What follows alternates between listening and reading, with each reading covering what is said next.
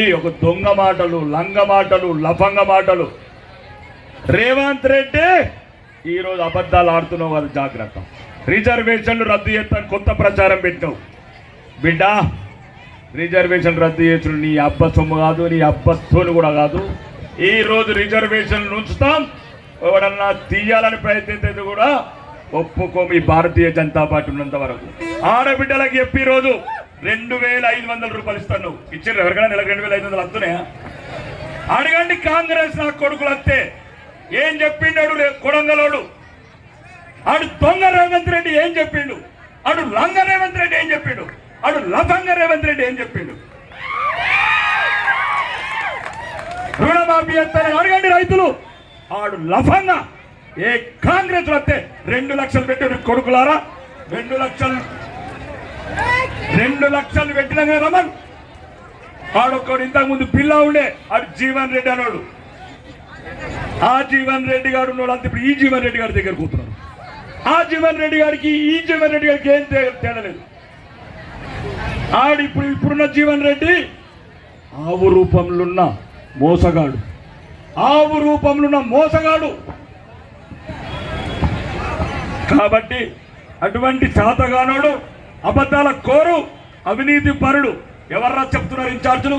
ఇంతకుముందు ఆ జీవన్ గారి దగ్గర ఉన్న వాళ్ళందరూ ఓడిపోయిన సర్పంచులు, ఎంపీడీసులు, రౌడీలు, ఈ పల్లెలను భయపెట్టిన వాళ్ళు, ఈ బిడ్డలని ఇబ్బంది పెట్టినట్లు, మీ అన్నదమ్ములను జైలు వేసిన వాళ్ళు ఆ కొడుకులు మళ్ళా పడ్డారు లైన్కు. మళ్ళా పేరు కొన్నాడు నల్లి కుట్లోడు ఆ రంగ వినయ్ రెడ్డి గారు. ఎట్లయితారు నువ్వు ఎమ్మెల్యే? ఎట్లయితారు ఎమ్మెల్యే? చెప్పరా ఆరుమూరు ఎమ్మెల్యే ఎవరు చెప్పండి. ఇప్పుడు ఇగో మీరు ఓట్లేస్తే, మీరు పువ్వు గుర్తు కొట్లయితే గెలిచిన బిడ్డ 6 నెలల నుంచి ఎంత కష్టపడాలో అంత కష్టపడుతున్నాం. ఈ రోజు 3500 ఇల్లు శాంక్షన్ చేపించుకొచ్చిన మీ గురించి 3500 ఇల్లు దాఖలు చేయించుకొచ్చిన. రెండోది ఇల్లు 3500 ఇల్లు శాంక్షన్ చేపించుకొచ్చిన ఎవరు? ఈ రేవంత్ రెడ్డి, ఈ కోళ్ళం దొంగ. 35,000 ఇల్లు ఎట్లా కొండవుతావు నీ ఊరుకు? నా ఊరికి ఎందుకు ఇయ్యవు? నా నందిపేటకి ఎందుకు ఇయ్యవు? నా దొక్కేశ్వర్కి ఎందుకు ఇయ్యవు? కాంగ్రెస్ వాళ్ళు అడిగి అనురా నాతో ఎలక్షన్లు కాగానే కొడంగల్ పోదాం రండి. మన నందిపేటలకు లేని ఇల్లు కొడంగల్లోడికేలా, మన దొంకేశ్వరంలోకి లేని ఇల్లు కొడంగల్లోడు ఎట్లా కూడా పోతాడు? మన మీద అప్పులు తెచ్చిన కొడుకులు 28,000 కోట్లు తెచ్చిండు. ఏమంటావు రేవంత్ రెడ్డి? దోపిడి ఆపి సంవత్సరం చేతి కట్టుకుంటే 40,000 కోట్లు వస్తాయా? దొంగ 5 సంవత్సరాలు ఎన్ని దోస్తావో చెప్పు. సంవత్సరంకే 40,000 కోట్లు దోస్తావు ఒప్పుకుంటున్నావు అంటే 5 సంవత్సరాల 2 లక్షల కోట్లు దోయడానికి సిద్ధపడచ్చినోడు ఈ 420 ముఖ్యమంత్రి. ఉన్నది ఉన్నట్లు ప్రతి రూపాయి మన మీద తెచ్చిన అప్పు, మన తెప్పించిన ఆస్తులు కొడంగల్ ఉండబోతున్నాడు. కాబట్టి దయచేసి ఈరోజు పనికార పథకం పోయొచ్చు రాలేరా? ఆ పనికార పథకం తెచ్చింది, పెంచింది నరేంద్ర మోడీ గారు. ఈ ఎలక్షన్ కోడ్ వల్ల ఆ 300 రూపాయలు కూడా ఆగింది. తర్వాత ఎలక్షన్ కోడ్ తర్వాత కూడా 300 రూపాయలు వస్తుంది. ఈ రేషన్ బియ్యం ఇచ్చేది నరేంద్ర మోడీ, కరోనా వ్యాక్సిన్ ఇచ్చేది నరేంద్ర మోడీ, గ్రామ పంచాయతీ కనిపించేది నరేంద్ర మోడీ, ఈ రోడ్లు వేసేది నరేంద్ర మోడీ, ఆ స్ట్రీట్ లైట్ ఇచ్చేది నరేంద్ర మోడీ, సస్త శ్మశానంకు డబ్బులు ఇచ్చేది నరేంద్ర మోడీ, తోట చెట్లు పెడితే డబ్బులు ఇచ్చేది నరేంద్ర మోడీ. మీరేమిస్తున్నారా? ఉన్నది ఉన్నట్లు దోచుకొని రోజు కింద అప్పులు తెచ్చుకొని రేవంత్ రెడ్డి నువ్వు కాళీబాబు ఈరోజు మళ్ళా తెలంగాణను మోసం చేయడానికి వెళ్ళినావు. నువ్వు ఇన్నిన్నాక మొన్న ఎందుకు ఉచ్చబోసుకుంటున్నావు రేవంత్ రెడ్డి? పోలీసుల ఎందుకు ఉచ్చబోసుకుంటున్నావు? పో, దమ్ముంటే దక్షిణ తెలంగాణ బిడ్డవైతే ఫోన్ తీసుకొని ఢిల్లీ పోలీసులు రమ్మంటారు. రేపో ఏ నీ లంగతనాలు, దొంగతనాలు ఎవరెవరిని వెళ్ళిస్తారో ఆ ఫోన్ ఏర్పడుతుంది బిడ్డ. ఈ ఫోన్ తీసుకొని పో. ఆడ 667 రూమ్ రెడీ ఉన్నది. కల్వకుండ్ల కవితక్క 667 రూములు ఉంది బిడ్డ.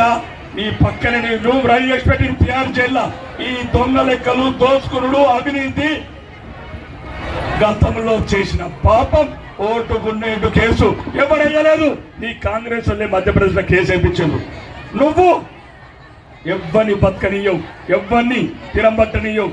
వచ్చిన 4 నెలల నుంచి దోపిడీ దోపిడీ దోపిడీ. కాబట్టి దయచేసి ఈ పెన్షన్లు ఆపుతారా? వీధి గారికి పెన్షన్లు ఆపుతారా? 34 గ్రామ పంచాయతీలు ఆపుతారా? ఏమైనా పచ్చుమ్రా? ఆరుమూరు సొమ్ము, నందిపేట సొమ్ము, మాయాపూర్ సొమ్ము, ఉమ్మెడ సొమ్ము, సిహెచ్ కొండూరు సొమ్ము. కొడుకులారా ప్రతి ఒక్కరికి చెప్తున్న ఆడబిడ్డలకు, ప్రతి ఒక్కరికి చెప్తున్నా, మీరు ఈ 3 నెలల లోపల ఇల్లు లేని వాళ్ళందరికీ, ఫస్ట్ స్థలాలు ఉన్న వాళ్ళందరికీ డబ్బులు ఇస్తాం. ప్రతి ఒక్క అమ్మలకు, తల్లులకు, అక్కయ్యలకు పెన్షన్లు ఇప్పించే బాధ్యత నేను తీసుకుంటా. పెన్షన్లు ఇచ్చే బాధ్యత నేను తీసుకుంటా. ఎవరిని నమ్మకండి, అడగండి. మీ చదువుకున్న బిడ్డలను అడగండి, మీ అన్నదమ్ములు అడగండి, మీ బిడ్డలకి అడగండి. ఆరుమూరికి ఎమ్మెల్యే అడగండి, ఎమ్మెల్యే అడగండి. ఎమ్మెల్యేనే సంతకం పెట్టాలా? మీకు మంచి అయినా ప్రతి పని మీద నా సంతకమే కావాలా? కష్టాలు కన్నీళ్లతో నచ్చిన, దుబాయ్లో ఇటుకలు మోసి వచ్చిన నాకు తెలుసు బాధ. పెన్షన్ లేకపోతే ఏం బాధ పేదలకు నాకు తెలుసు, రేషన్ కార్డు లేకపోతే నాకు తెలుసు బాధ. కాబట్టి దయచేసి మళ్ళా మోసపోకండి. ఓడు రాడు మన గురించి, ధర్మం కూడా ఉండాలా. ఆడంటాడు రేవంత్ రెడ్డి 420 దేవుడు గడప లోపల ఉండాలంటాడు. రేవంత్ రెడ్డి ఒకవేళ హిందువు అయితే ఎప్పుడా 60 ఏళ్ళు టెంట్లలో ఎందుకు ఉంచారు రాముని? ఒకవేళ గుడి లోపల ఉంచాలనుకుంటే టెంట్ లోపల ఎట్లుంచడం చెప్పు రేవంత్ రెడ్డి. కానీ గుండెలలో ఉండాలి దేవుడు. గుండెలలో గుణపాలు ఎందుకు కొడుతున్నారు? నిన్న కాక మొన్న బెంగళూరులో మా నేహం అని 9 కోట్లు కొడతారా నా కొడుకులారా? పాపం చేసి కాంగ్రెస్ గెలిపితే మా ఆడబిడ్డలను చంపుతారా? ఇదారా మీ కాంగ్రెస్ పరిపాలన? మా బిడ్డలను బతకనియ్యరు, మా కొడుకులను బతకనియ్యరు, మా తల్లులకు రేషన్ ఇయ్యరు, పెన్షన్లు ఇయ్యరు. ఇవన్నిటికి అడ్డొస్తున్నాడే అసలుందని. దయచేసి ఈరోజు నరేంద్ర మోడీ దేశానికి అవసరం. రామాలయం కావాలన్నా, మన గుళ్ళె పూజలు చేసుకోవాలన్నా, హనుమాన్ జయంతి చేసుకోవాలన్నా ఎందుకంటారు? తాపకొకడు వేసుకోండి. ఈరోజు మీకు చెప్తున్నా, దయచేసి ఈ దేశంలో నరేంద్ర మోడీ అవసరం. మనం బతకాలా, ఈ దేశంలో గౌరవంగా బతకాలా అంటే ఈరోజు ఇంతకుముందు నా సోదరుని గెలిపించినట్లు ఈరోజు ఈ నందిపేట కానీ, నందిపేట మండలం కానీ, ఆరుమూరు నియోజకవర్గం కానీ ఈరోజు తెలంగాణలో లేని మెజార్టీ, అత్యధిక మెజార్టీ ఇవ్వాల్సిన బాధ్యత మన మీద ఉంది. అత్యధిక సోదరుడు రెండోసారి పార్లమెంట్కి వెళితే ఢిల్లీలో అత్యున్నత స్థానం, గౌరవ స్థానం దక్కితే నిధులు తెచ్చి 3000 కాదు 10,000 ఇల్లు కట్టించే బాధ్యత నాది. 10,000 ఇల్లు కట్టించే బాధ్యత నేను తీసుకుంటాను. ఢిల్లీ మనది. ఈరోడు తెలంగాణ ఉన్నదే ఇంత, రేవంత్ రెడ్డి ఉన్నదే ఇంత. ఈ ఎంత 20 రాష్ట్రాలను వెళ్తున్నాం, 20 లక్షల మంది ఆర్మీ ఉన్నది. కాబట్టి దయచేసి ఈడున్న పోలీసు మిత్రులు చెప్తున్నా, ఇంకొకసారి కాంగ్రెస్ వాళ్ళ మాటలు విని కూడా మా బీజేపీ వాళ్ళని ఒక్కళ్ళని కూడా బెంతకూడగా ఏది చూడండి. నేను ఏది చూడండి. మీ పద్ధతులలో, మీ హద్దులలో మీరు ఉండండి. మీ ఎమ్మెల్యే పైడి రాకేష్ రెడ్డి పోలీస్ అయినా, ఎంఆర్ఓ అయినా, ఏ ఆఫీసర్ అయినా ఆడోడు ఇన్ఛార్జి గారు మాటలు విని ఆగం కాకండి. తర్వాత పార్లమెంట్ ఎలక్షన్ అయిన తర్వాత ప్రతి దానికి లెక్క చెప్పే బాధ్యత మీ మీద ఉంటుంది. అందరు గవర్నమెంట్ అధికారులకు చెప్తున్నారు. में 43-44 डिग्री में आप यहाँ आए, ये आपका हमारे अरविंद धर्मपुरी जी के लिए प्यार बताता है, प्रेम बताता है। दोस्तों, आप सभी को लग रहा होगा कि मैं रहने वाला हिंदी भाषी मध्य प्रदेश का, यूएई में रहने वाला मैं निजामाबाद में क्या कर रहा हूँ, दुबई में रहने वाला मैं निजामाबाद में मैं क्या कर रहा हूँ। तो मैं आपको बताना चाहता हूं कि जब मैंने सुना कि आपके जीवन रेड्डी, आपका रेवंत ये बोलता है कि वो एनआरआई की सेवा करते हैं, तो मैं आपको यहाँ बताने आया हूं कि वो सब ब्लफ है। वो सब जैसा हमारे इलाके की बोलते 420 है। सिर्फ सेवा करने वाला एक ही आदमी है यहाँ, अरविंद धर्मपुरी। ये यदा कदा जब चाहे जब ये उठ के वहां पे दुबई आते हैं, अबुधाबी आते हैं, शारजा आते हैं, मेरे साथ लेबर कैंप में जाते हैं, सारे भाइयों बहनों से जाके उनकी परेशानी पूछते हैं और उसका निदान करते हैं। ये वो व्यक्ति हैं जो अपने पैसों से आप लोगों की सेवा करते हैं। वहाँ आके हर वक्त आप लोगों के बारे में पूछते हैं। हर साल ये 1 जनवरी वहाँ बिताते हैं लोग, जब 31 दिसंबर की जो है पार्टियां मनाते हैं, ये दुबई में आप लोगों के पास आके आपके परिवार वालों की परवाह करते हैं। ये ऐसे व्यक्ति हैं। आपने इनको पिछली बार 72,000 से चुना था, लेकिन इस बार इनकी जीत 2 लाख से ज्यादा मतों से होना चाहिए, 2 लाख से ज्यादा। दोस्तों, इंडियन पीपल फोरम आप लोगों की सेवा के लिए बिना जात, बिना पात, बिना पार्टी का डिफरेंस किए हुए हम सिर्फ सेवा का काम करते हैं। यदि आपका कोई मेडिकल का इशू है तो हमारे पास 24 डॉक्टर हैं जो रात दिन आप लोगों की सेवा करते हैं। यदि किसी का कोई लीगल इशू है, यदि कोई सैलरी नहीं दे रहा है, यदि कोई ऑनर आपको परेशान कर रहा है, तो हमारे पास 11 लॉयर्स का सेल है जो फ्री में, मुफ्त में आप लोगों की सेवा के लिए 24 घंटे रेडी रहता है। पिछले जो गए 2 साल कोरोना के थे, उसमें हमने आप लोगों को यूएई से इंडिया लाने के लिए जो भी परेशान थे उनको यहाँ लाने के लिए 8 इंडिपेंडेंट फ्लाइट चलाई, 8 फ्लाइट चलाई। वंदे भारत मिशन, नरेंद्र मोदी जी के मिशन को हमने ఫ్రీ రేషన్ వస్తున్నదా? 15,80,000 మందికి నిజామాబాద్ పార్లమెంట్ లో ఫ్రీ రేషన్ వస్తున్నది. ఇది నరేంద్ర మోడీ ఇంకా వచ్చే 5 ఏళ్లలో కూడా ఇస్తున్నాడు. ఇది హిందువులకు ఇస్తున్నాడు, ముస్లింలకు ఇస్తున్నాడు, అందరికి ఇస్తున్నాడు నరేంద్ర మోడీ. కాబట్టి రానున్న కాలంలో వ్యవసాయంలో కూడా మీకు డ్రోన్లు ఇస్తాడు. డ్రోన్లు అంటే గాలి మోటార్లు ఉంటాయి. మీ గ్రూపులకి, మహిళా సంఘాలకు ఇస్తారు. మహిళా సంఘాలు ఆ డ్రోన్లు రైతులకి కిరాయికి ఇస్తుంది. రైతులు అవి వాడుకొని మందులు చల్లుకున్నాడు, ఎరువులు చల్లుకున్నాడు, ఇవన్నీ కూడా చేస్తారు. దానివల్ల వాళ్ళకి 2 రోజులు అయ్యే పని 2 గంటలు అవుతుంది. వాళ్ళకి పైసలు మిగులుతాయి, మీకు ఆమ్దాని పెరుగుతుంది.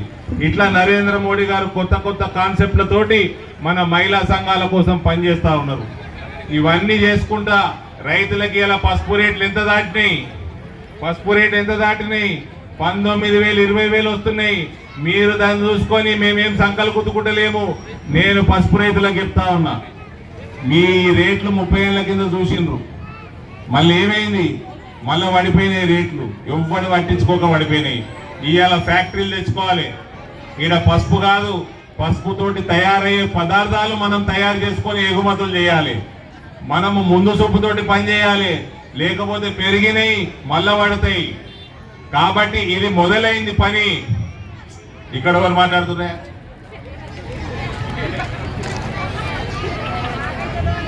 ఇక్కడ పసుపు రైతులకు చెప్తా ఉన్నా, మనము చాలా ముందు చూపుతోటి పని చేసుకోవాలా. ముందు చూపుతోటి పని చేయకపోతే మళ్ళా వెనుకబడిపోతాం. వరి రైతులకు చెప్తా ఉన్నా, ప్రభుత్వాల మీద ఆధారపడడం ఒక ఎత్తు, మనకి వరికి సంబంధించిన ఫ్యాక్టరీలు కూడా మస్తు రావాలి. ఎథనాల్ ఫ్యాక్టరీలు రావాలి, మక్కతోటి ఎథనాల్ తయారైతుంది. చెరుకు ఫ్యాక్టరీలు రావాలి, చెరుకుతోటి ఎథనాల్ తయారైతుంది. ఇట్లా మన అందరు రైతుల్ని ఎఫ్పిఓలుగా మార్చి వాళ్ళని వ్యాపారస్తులుగా మార్చాలి. ఇవన్నీ కూడా ప్రపంచంలో ముందుకు పోయేది ఒక విజనరీ తోటి, ప్రధానమంత్రి తోటి, నరేంద్ర మోడీ తోటి సాధ్యమవుతుంది. ఇతర రాష్ట్రాలలో, బీజేపీ రాష్ట్రాలు ఇవన్నీ చేస్తున్నారు. మనం కూడా మన ఆర్మూరు ప్రాంతం, మనకి మంచినీళ్ళు గోదావరి పక్కకే ఉన్నది, రోడ్లు బ్రహ్మాండంగా ఉన్నాయి, రైలు బ్రహ్మాండంగా. కాంగ్రెస్ వాళ్ళే పంపిస్తున్నారు. అమిత్ షా వీడియోని మార్పు చేసిండు. అమిత్ షా వీడియోని మార్పు చేసి పోస్ట్ చేసిండు. చూడంగా కేంద్ర హోంమంత్రి వీడియో మార్పు చేస్తాడా? ఆయన ఒప్పుకుంటాడా? పంపించిండు ఢిల్లీ పోలీసు వాళ్ళని పంపించి. నిన్న సాయంత్రంకి వెళ్ళి రేవంత్ రెడ్డి కనబడతలేదు. నిన్న సాయంత్రంకి వెళ్ళి రేవంత్ రెడ్డి, అరే రేవంత్, ఓ రేవంత్ మిత్రుడా, నువ్వు నన్ను గుండు అంటున్నావు, నేను నిన్ను పొట్టోడా అంటలేను. నేను మొదలు పెడుతున్నంటే వీళ్ళందరూ కడుపు పట్టుకొని నవ్వుతారు, కింద పడిపోతారు నవ్వినారు. నువ్వు ఒక ముఖ్యమంత్రివి, ముఖ్యమంత్రి లెక్క మాట్లాడు, నేర్చుకో. నేను నిన్ను గౌరవిస్తున్నా, నువ్వు ముఖ్యమంత్రి అని. కేసీఆర్ వేరే నన్ను గౌరవించలే. కేసీఆర్ని ఎట్లా ఆడుకున్నామో ఆడుకున్నాం. మీ కాంగ్రెస్ వాళ్ళు ఏమో ఆడుకున్నారు, ఆ బండి సంజయ్ నేను ఆడుకున్నాం ఇద్దరం. కేసీఆర్ నీతో ఆడుకున్నాడు పెద్ద పని కాదు. కేసీఆర్ ఇంకా చాలా పెద్ద మునగాడు ఉండి తెలంగాణ తెచ్చినోడు ఏమాట ఆ మాట. కేసీఆర్ 10 ఏళ్ళు తిప్పలు పడి, 13 ఏళ్ళు తిప్పలు పడి తెలంగాణ తెచ్చుట్లో ముందర ఉన్నాడు. నువ్వేం చేసినావు? ఈ పార్టీకి లడ్డు దుంకి, ఆ పార్టీకి లడ్డు దుంకి, ఫైనల్గా మళ్ళీ వచ్చే నెల బీజేపీలోకి వస్తున్నాడు. వచ్చే నెల మళ్ళీ బీజేపీలోకి వస్తున్నాడు. లేదా జూలై 14 లాస్ట్ డేటు. సంచులు మోసిండు కదా ఒకసారి సంచులు మోసిండు, పైసలే. దాని కోర్టు మధ్యప్రదేశ్ కేసు. తెలంగాణలో లేదు. ఈడ తెలంగాణలో మనమే ముఖ్యమంత్రి, మనమే చూసుకుందాం అనుకున్నాడేమో. లేదు, కేసు అటు పంపిండు, మధ్యప్రదేశ్ పంపిండు కేసు. ఆడ జూలై 14 లాస్ట్ డేట్ పెట్టిండ్రు. అప్పటికల్లా ఏం చెప్తావో చెప్పు. 15వ తారీఖు నాడు జడ్జిమెంట్ వస్తుంది. ఒకవేళ నువ్వు ఆడ కన్విక్ట్ అయినవా, దోషిగా తేలినవా, 15 సాయంత్రం రాజీనామాలు చేయబిడ్డ. రేవంత్ మిత్రుడుగా చెప్తున్నా, ఎవడన్నా హోమ్ మినిస్టర్ వీడియో ట్యాంపర్ చేస్తాడా అని? అది నీ చుట్టుపక్కల ఉన్న వాళ్ళు చేపిస్తారు మీ వాళ్ళతోటి నిన్ను జైలు లేపించే కార్యక్రమాలు మీ కాంగ్రెస్ వాళ్ళే చేస్తారు. జాగ్రత్తగా ఉండయా. ఇక బీజేపీలోకి వస్తాడు రేవంత్ అంటే నేను ఒక మిత్రుడుగా అయితే ఆహ్వానిస్తున్నా. తర్వాత మా పార్టీ ఏం చేస్తుందో నాకు తెలియదు కానీ మిత్రుడిగా అయితే ఆహ్వానిస్తున్నా. పార్టీ ఏం చేస్తుందో మరి దొంగలని లంగాలి ఇప్పుడు లంగా లఫంగా మత్తు తిట్టుడు రేవంత్ని రాకేష్.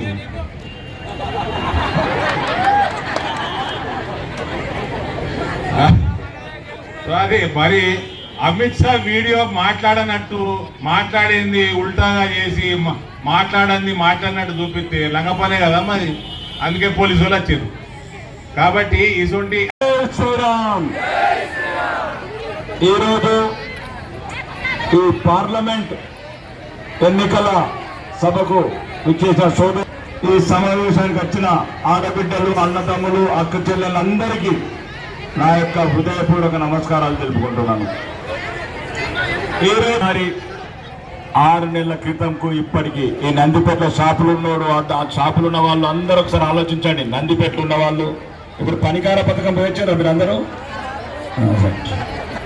కాబట్టి దయచేసి ఈ రోజు 6 నెలల కింద ఉన్న గుండాలు ఎటువైండ్రు, రౌడీలు ఎటువైండ్రు, కమిషన్లు ఎటువైండ్రు, కబ్జాలు చేసుడు ఎటువైండ్రు, ఎమ్మెల్యే బామ్మర్లు ఎటువైండ్రు, తమ్ముళ్ళు ఎటువైండ్రు. కాబట్టి 6 నెలలకు ఇప్పుడున్న మార్పును చూడండి.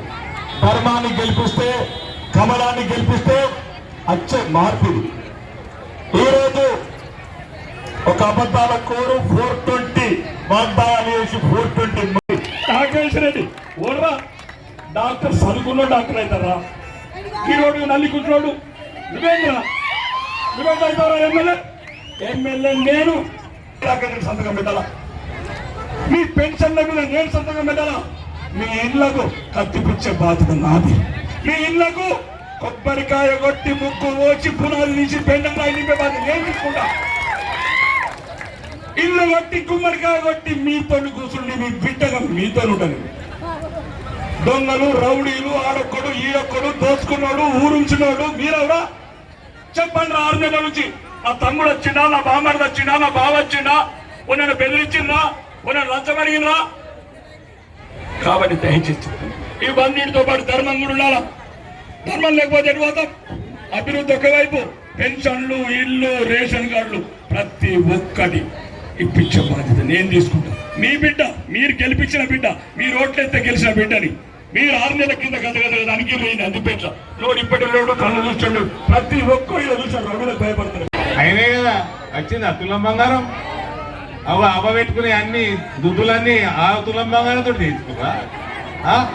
4,000 పెన్షన్లు ఏమాయి, 2,500 ప్రతి మహిళకి ఏమాయి, రైతులకి 500 బోనస్ ఏమాయి, 500 బోనస్, 2 లక్షల రుణమాఫీ ఏమాయి, రైతు బంధు 15,000 ఏమాయి, అమ్మొట్టు మన బాస సరస్వతి అమ్మొట్టు 15 ఆగస్టుకి ఇస్తా, వెంకటేశ్వర స్వామి ఒట్టు సెప్టెంబర్ 17కి ఇస్తా, లేకపోతే మన శ్రీశైలం మల్లికార్జున స్వామి మీద ఒట్టు డిసెంబర్ 25 క్రిస్మస్కి ఇస్తా.